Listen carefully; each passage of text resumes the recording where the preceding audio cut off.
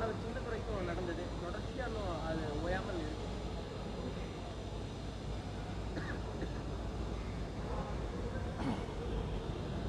நெல்லையில் நடந்துள்ள ஆணவ கொலை மிகுந்த அதிர்ச்சியை, வேதனையை அளிக்கிறது.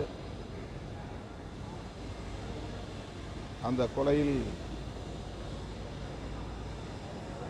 தொடர்புடைய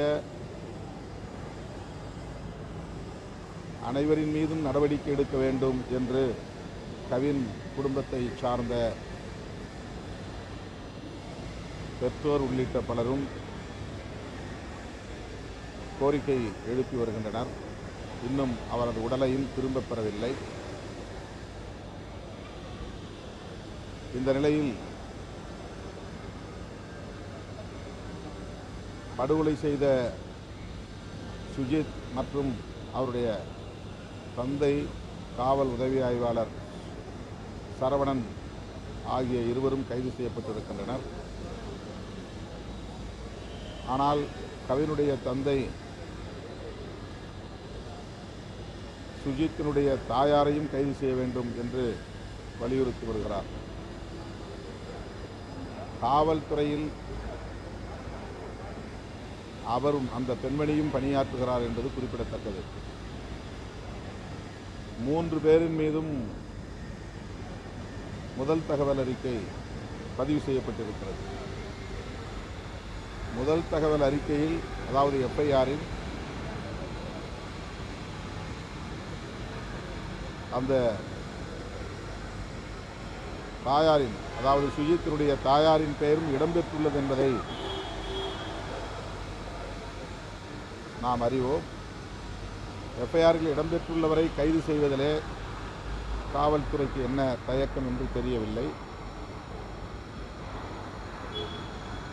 கௌசல்யா சங்கர் விவகாரத்தில் சங்கர் படுகொலை செய்யப்பட்ட போது நேரடியாக அவர்கள் யாரும் தலையிடவில்லை.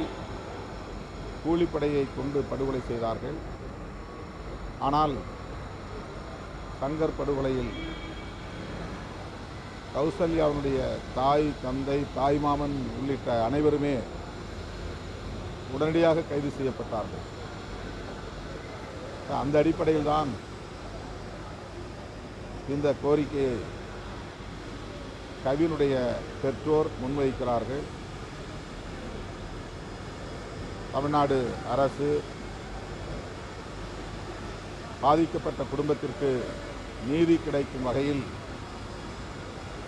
சட்டப்பூர்வமான கடமைகளை ஆற்றும் என்று நான் பெரிதும் நம்புகிறேன்.